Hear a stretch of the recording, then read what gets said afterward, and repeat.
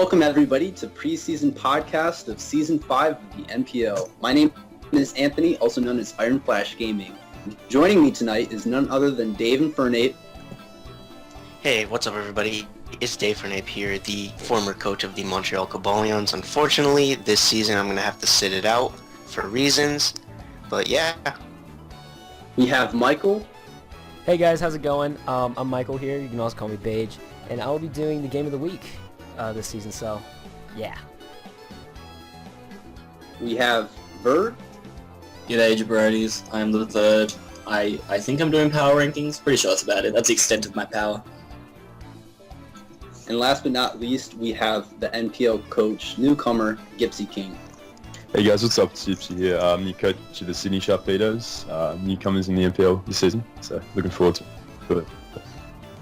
Now, last season we had a nail-biting finish with our finalists Jolt and Trev, going at an either heartbreaking finish if you're a Jolt fan, or a huge kind of hacksy comeback looking from Trev's end.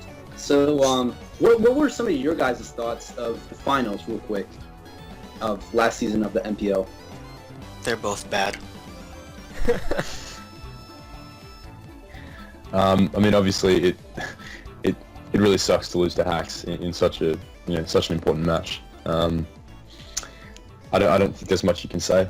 Really, they both played well, but yeah, it really sucks when it comes down to rolls or hacks of some sort.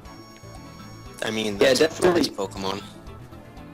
Yeah, and so there definitely is a strong rivalry now between Trev and Joel. If there wasn't there beforehand, and it's going to be very, very exciting because technically Trev does have the crown, and he's now the guy to beat going into this season. So we're going to be looking at the teams going forward.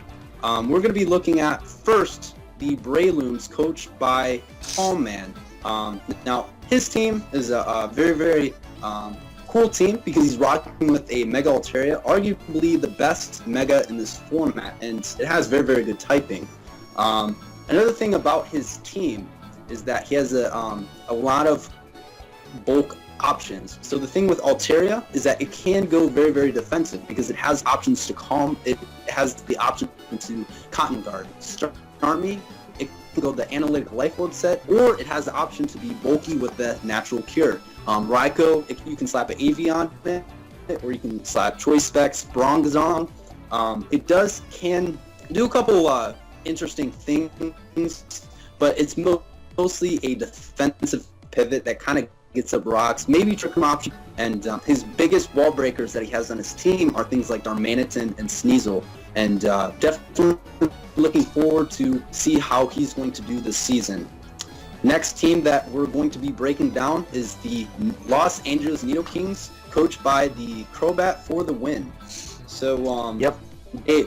Dave, what are your thoughts on Crobat's team? Well, Danza's coming back for another season, and obviously he knows what he's doing when it comes to drafting, and Anthony actually forgot to mention that this season we have a cap system, which is not something we had before. So you only had a certain amount of money that you can spend on each Pokemon, so keeping this in mind, I think the Los Angeles Nidokings handled their cap space one of the best teams, as they kept it balanced the entire way. They had, which was pretty expensive, but a powerful Pokemon with Steamer Ripper.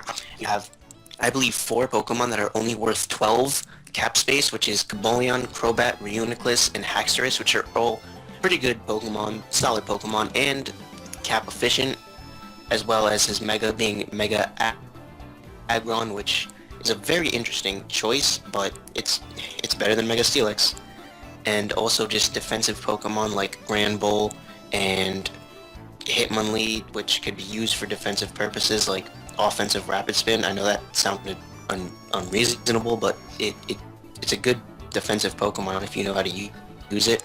And he franchised Crocodile from last season, which was just power for him. He also sniped the Australian from the Kangaskhan. All right, Jabroni, you're next. The next team is the San Diego Swamperts, coached by Dallas Boy, and he's rocking the Mega Lopunny. What are your thoughts on his team, Berg? First of all, it's the San Antonio Swamperts, not San Diego. But moving on from that, slight.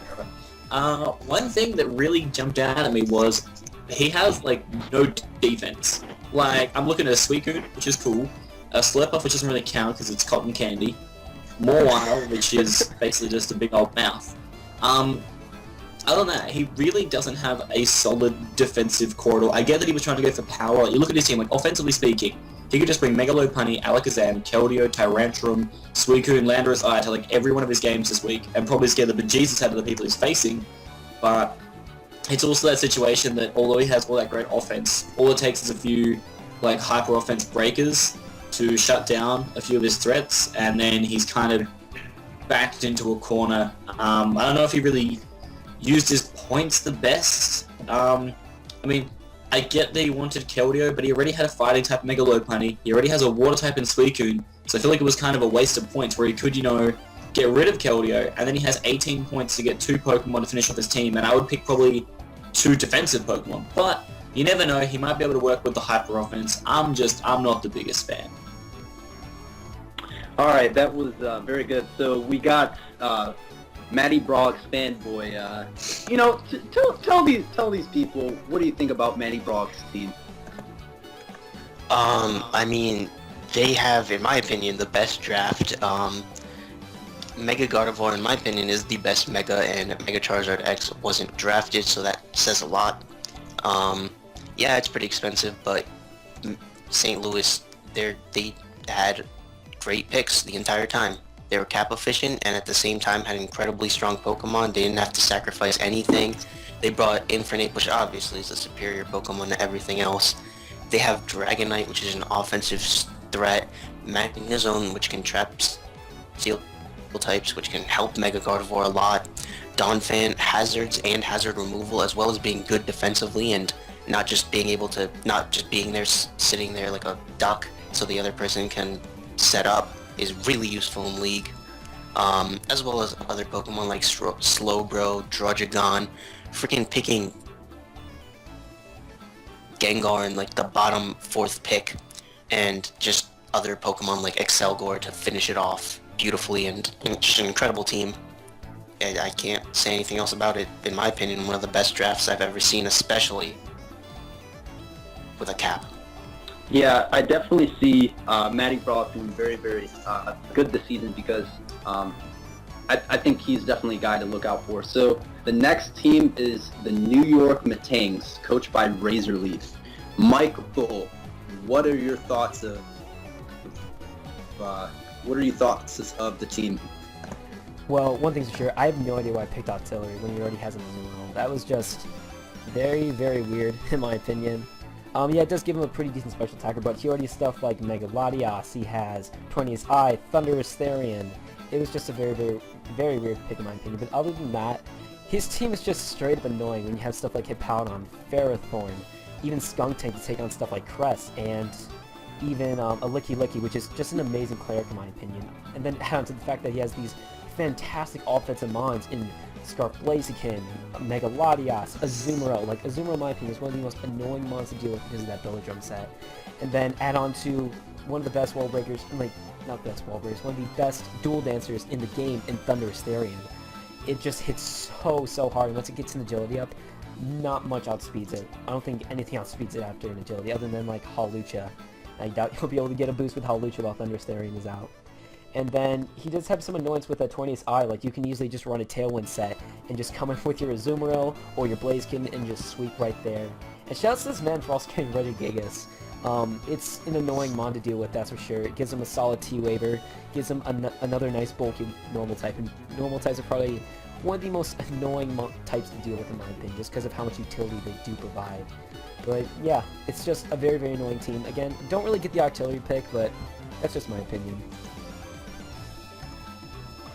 Alright, now Dylan, you face this person in your division. His name's Chris, and he's got the Jirachi Togekiss core. Dylan, Gypsy King, what are your thoughts of his team? So, yeah, taking a look at Toge's team, I think As gimmicky as it does look, he does have, he's a solid player, and Jirachi and Togekiss have far more uses than just the flinch tactics. Jirachi is, I think, one of the best mons in League format, in my humble opinion, just purely based on its resistances, the versatility it has, and obviously the fact that it can flinch and win. Togekiss is a great mon, provides great support for the rest of his team.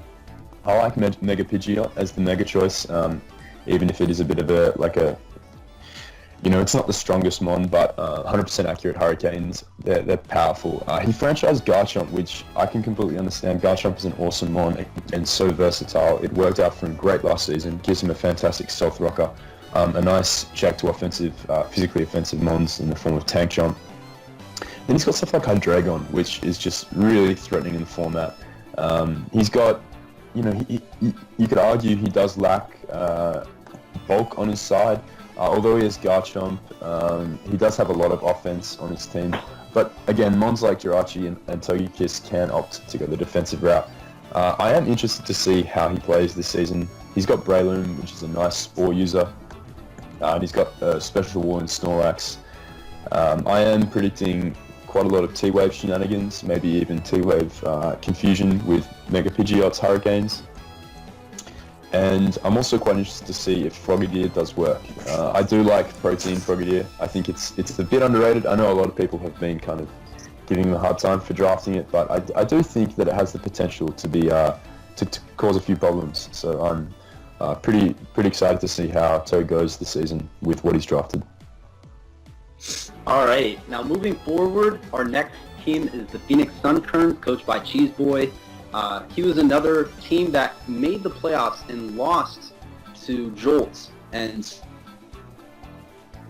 season. So the thing that I really noticed about his team is he has a Talonflame, and one of my most favorite tactics in draft format is drafting mons that hurt your main mon, being Talonflame. So the best Talonflame check in the game to an extent is Tyranitar. So with Tyranitar, it gives him a very, very good stealth rocker, and the amount of things that Tyranitar can do in format is insane because it does have the special options, which is good if you're facing things like a Landorus. You can hit him with the Ice Beam. You have even a Curse, Dragon Dance. Very, very weird things, but very situational. But it could also be a Pursuit Trapper. It can do a lot of good things. Another thing about his team, he has a Kyurem Black. And Kyurem Black is something in formats nobody has a good answer for. Because with Terra Volta, which is very simple, it's basically Mold Breaker, having Mold Breaker Earthquake in this format is insane because a lot of teams depend on Levitate users to switch into Earthquakes, but between Mold Breaker Earthquake, the only things that can switch into it are flying types, which it has, Step Ice Beam, and its amazing natural bulk adds a lot to it. He has things like the Dugtrio, which is another one of his potential stealth rockers that can trap steel types for things like Talonflame and Kyurem that don't necessarily like steel types. Now, the reason why I mentioned steel types when he has the Talonflame are things like a Magnezone or a Magneton that has a Choice Scarf or something that can, speed creep a Talonflame and, can Volt Switch out. Being able to trap things like that and things like a Heatran really helps the Talonflame. And the best thing about his team, he picked some notes from Mogwai and has the Talonflame Mega Blastoise core as probably top, maybe the best spinner in the game. And he has Latias with Healing Wish to not only, Healing Wish and Defog. There's a lot of very good things revolving around Talonflame. And he also's got a fancy, not a Sunkern like he did, or Sunkern like he did last season, but very, very solid team. Yeah, Fanfy's all right, also next the best we have. in the game. Just saying. Yeah, I have no idea what he's gonna do with that thing, but if he gets a kill with that, all props to you, man. If he just gets a spin bit, I'll give him props. I mean, I'm not. I have no idea why he drafted it, but maybe we'll see in the future. So Next, we have the Atlanta Braviaries, coached by Trev, our current NPL Season 4 champion. Michael, what are your thoughts of his team? If you look at his first 4 picks in Manaphy, Megalodios, Terrakion, and Entei, you know for a fact there's probably no combination of walls in anyone's team that can beat those 4, in my opinion at least, because they all just hit so hard. Like, they're just really, really hard. And on top of that, he has fantastic bulk with stuff like Porygon 2, Aromatisse, Gourgeist. Those 3 make a very, very good wall core together. And on top of that, he has a Fletchinder, which is a very, very good low-tier mon, in my opinion. Like, if you guys ever ladder an RU, you know what I'm talking about. This thing hurts like hell if he gets up a Sword Stance. Not to mention, he probably has one of the best spinners in the game. In my opinion, it's not that great without Sand, but that extra drill there really does help out a lot. And Electabuzz, another great low-tier electric type. Like, his team just has so much going for it, and this is probably going to be it is probably one of the best teams out there right now, because not much can switch into this, and he has a very, very good, reliable wall core. And I just cannot find a whole lot of holes in his team that I can really critique all that much. Solid speed, especially with the Sharpedo, and yeah, that's really it. Just a solid team in general.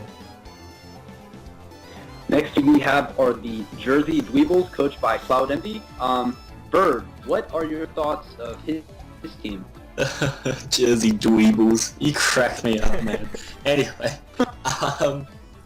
I've known Cloud for a bit now. I knew him through a league that we're both battling in, and I know that he is a phenomenal battler, and he's very good at his drafting. And I must say, he's done a very, very solid draft. I definitely didn't help him at all with it. It's good.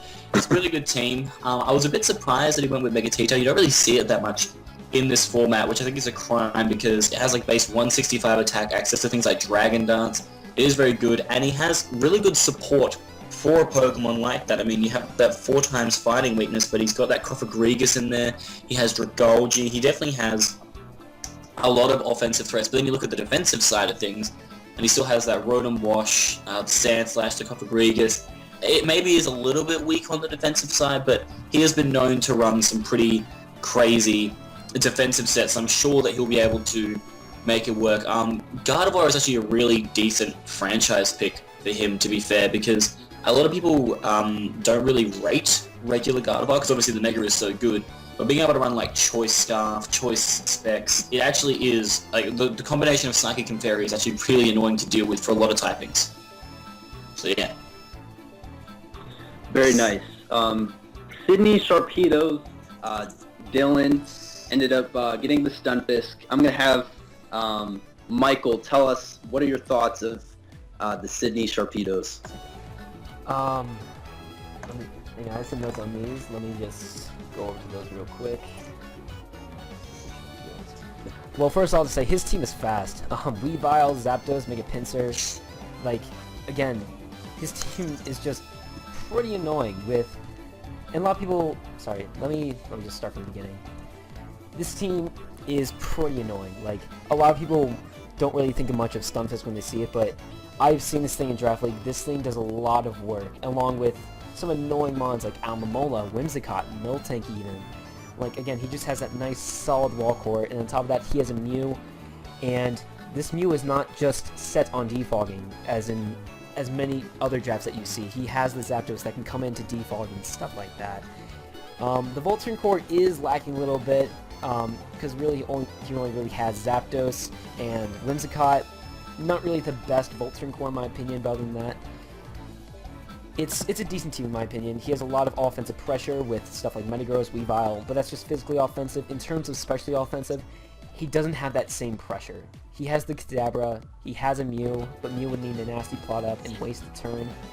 He's just lacking that nice, special, raw power, in my opinion. So, yeah, that's my opinion on the Sydney Sharpedos. Next, we have the Austin Toros, coached by Rob. Dylan, what are your thoughts of the Mega Scizor team?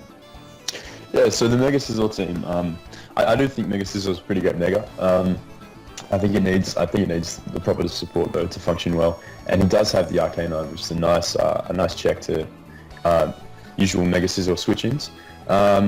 He does have Latios, which is fantastic in the format. He's got Nidoqueen to set rocks and Toxic Spikes, and he's got a really nice Walker in my opinion. Tangrowth is fantastic in the format. Florges is really hard to take down. I do see a bit of a Poison type weakness in his Walker, but that's something Mega Scizor and Nidoqueen can both capitalize on, and he has Latios to scare away poisons. He's got a pretty reliable spinner and Hitmontop, and he has webs, which, while in my opinion they don't really benefit his team all that much, as his team appears to be more of a setup team than a straight off the bat blow you back offense team. It may come in handy during the season. He's got the Seismitoad, which is a pretty good stealth rocker, and a nice switch in to water types. And then he's got Greninja, which extremely versatile. I'm excited to see how he used it. I believe we did settle on Protean Greninja this season, so I'm excited to see how he uses that. And Braviary is a pretty underrated pick in my opinion. I think it's for the price he paid for it. I think it's going to do a lot of work for him. It's a nice defogger, and it's pretty powerful with a choice scarf or a choice band on it. So I'm predicting Rob to do pretty well this season. I think if he can not let his walls be too passive, if he can bring some good offense, I could see him at least making playoffs. All right, the next team is the Florida Alligators, coached by top tier boy Dave. Hoopa Unbound, now in Ubers, in draft league format. How do you think of the Florida Frogadiers team?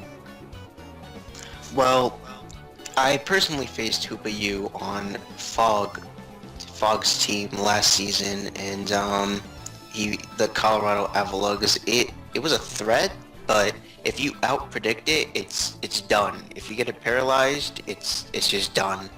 And as well as it has a huge move pool, but after you find out it's 4 moves, it's not as dangerous.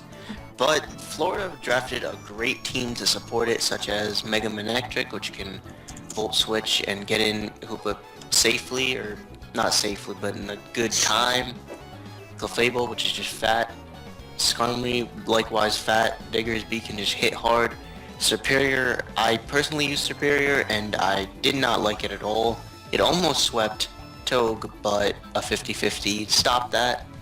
And then he has just support Pokemon such as Gastrodon, Regirock, Uxie, Dusclops, and Archeops, which all just support this incredible team and the incredible core, defensive and offensive.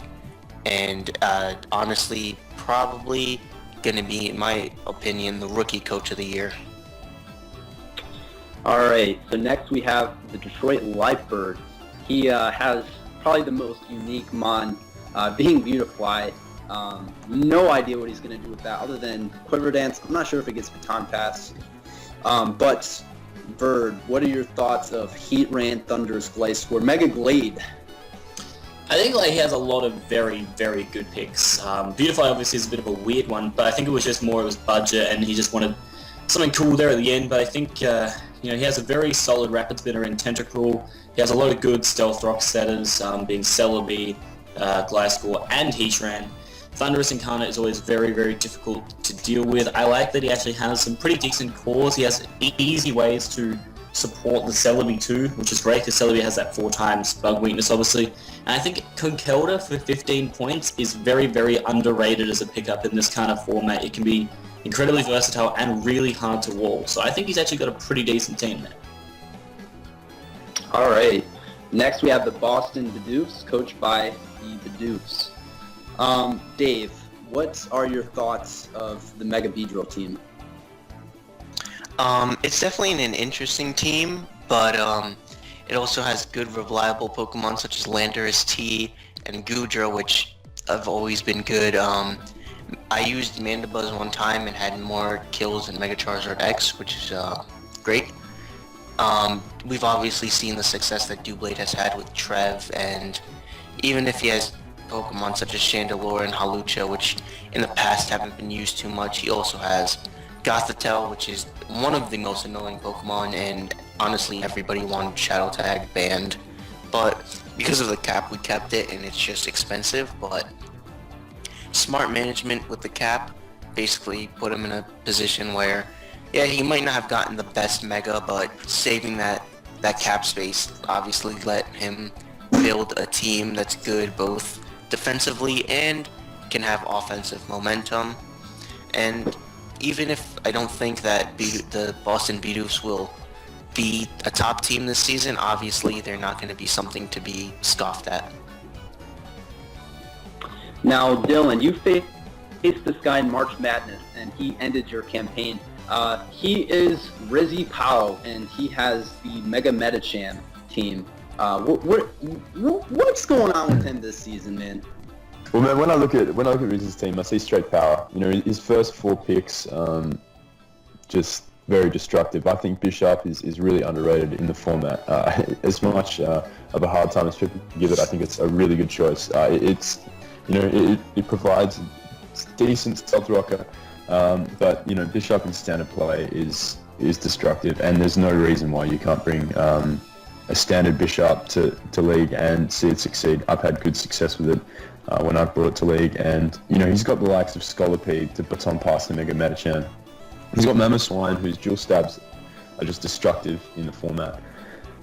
He somewhat lacking defensively, although he does have the Among Us, which is a pretty annoying mon to deal with. If he gets a spore off that can, and the opponent hasn't prepped for Among Us, it can really shut down one of his opponent's mons. And he has Jolteon to provide a nice Volturn core in combination with Flygon. And then he has the Tornadus T, whom he franchised, who is just a great mon overall. A really good, especially defensive pivot with the Assault Vest, and a destructive mon with Life Orb and Taunt. So I'm predicting Rizzi to do well this season. I think if he can manage to put Metacham in a good situation, maybe break with Metacham and sweep with something like Scolopede or Tornadus, I think he's going to do really well. All right, so the team that everybody's probably looking forward the most towards, because he did have an unfortunate ending, is the Toronto Staraptors, coached by Jolt. Now, the most favorite part about this whole team is that he ended up getting a nose pass, and it is 1 point, but used correctly, it can obviously get up rocks and continue to pain split at the opponents. But he decided to build his team around Victini, which is seen the very first round of almost every single draft format that I've seen, because it has a very, very good move pool. But the thing that makes it even better is its high base power stats, being things like a stab V-create that absolutely nuke things. If teams do not have a very good fire resist, Victini just straight up wins. The only things that can really take out Victini or threaten it are things like pursuit users, sucker punch users, or being able to capitalize on the drops. But Victini does have more than one trick up its sleeve, because there is, a sub leftover set that can kind of play around the V-create weakness, because if it can get up a sub, now it can start V-creating without having to worry about the defense drops. Another thing that you see on his team is a Mega Venusaur, which only has the 2 weaknesses, being Flying and Psychic. It's not really a big threat in my eyes, because yes, it is a very good defensive pivot. Offensively, it is very limited. Now, physically, it can run things like Knockoff and Earthquake, which, if you're facing things like a Heatran, you can bop with the Earthquake. But other than that, it is very limited, and it does struggle often versus Steel types and Fire types, which Victini does handle to an extent.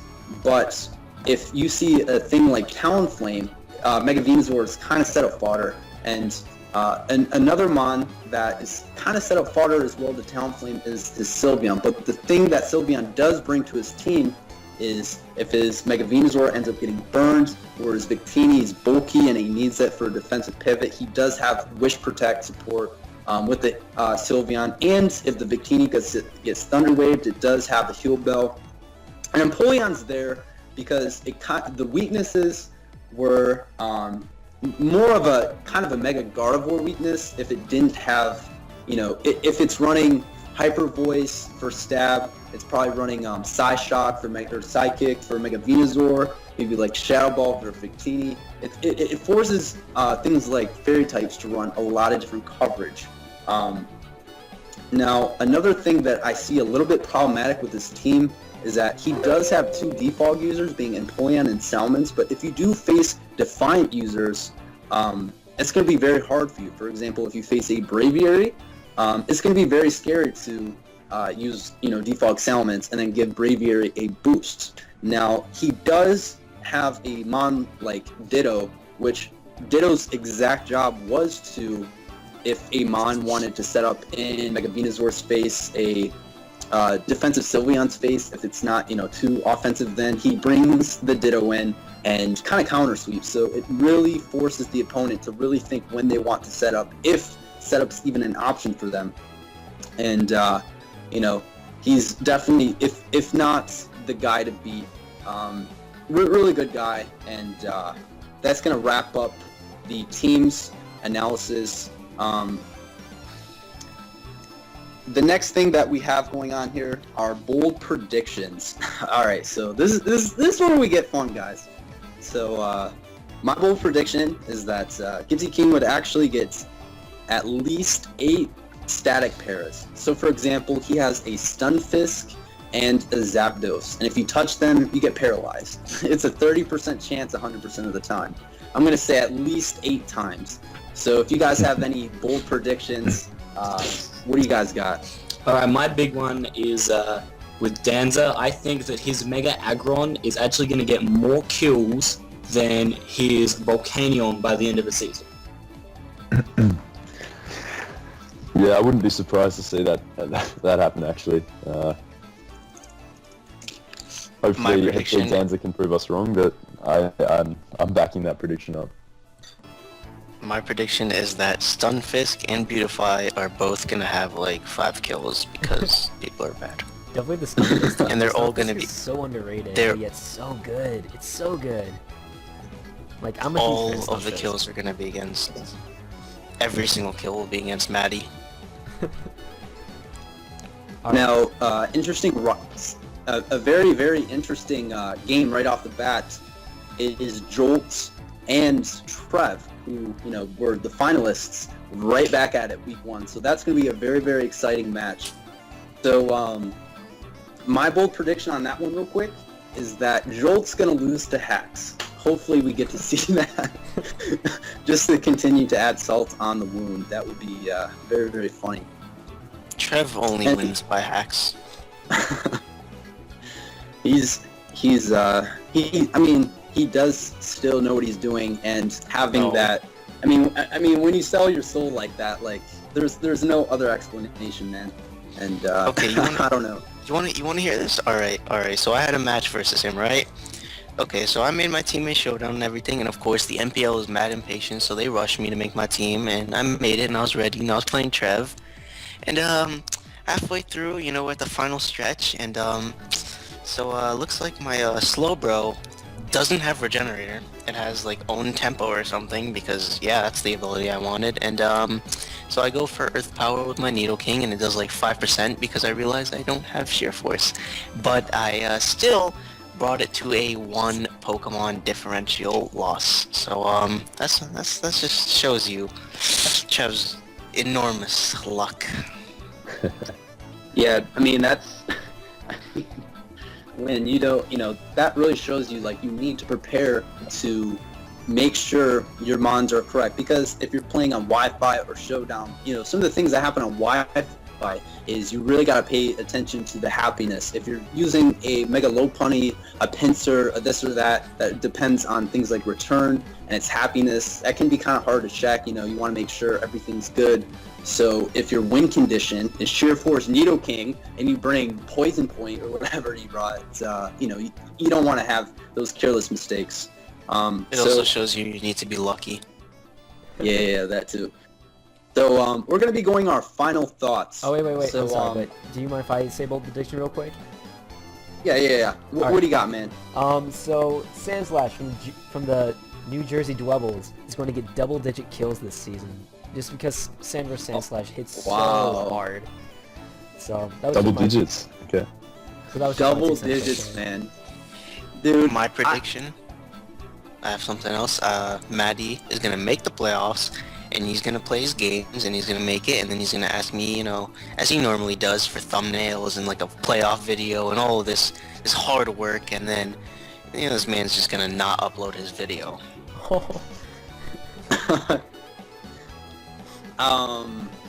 Last bold prediction. Fire Blast, if Kangaskhan learns Fire Blast, you're going to see Fire Blast Kangaskhan from Crobat for the win. From the all historic Fire Blast Gyarados. I think I want to see it happen. Buddy. I think he gets Fire Punch. No. It's that's not down, man. Alright, Fire Blast just for the heat. He'll run HP Fire.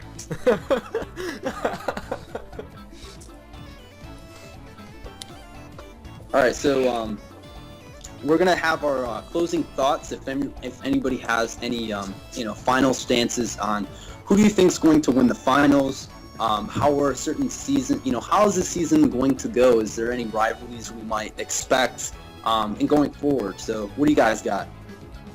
Danza's gonna get hexed again, and the San Antonio Swamperts, they're gonna win it for me. I actually think the Florida Frogadiers are actually going to make to the finals and have a pretty good chance at winning, just because this team is so scary. Like, this team scares me. I would never want to fight this team. Alright, so that's going to close the preseason podcast. I hope everybody enjoyed, and if you guys have any suggestions what we can do going forward, let them be known in the comment section. And if you guys have any predictions you like to make sure to let us know. Thank you for all for watching this podcast. We'll be bringing the after week 1, we're going to be feeling ourselves, and congrats for the very, very good coaches having good drafts, and we're going to be signing out, guys. All right, signing out. Peace.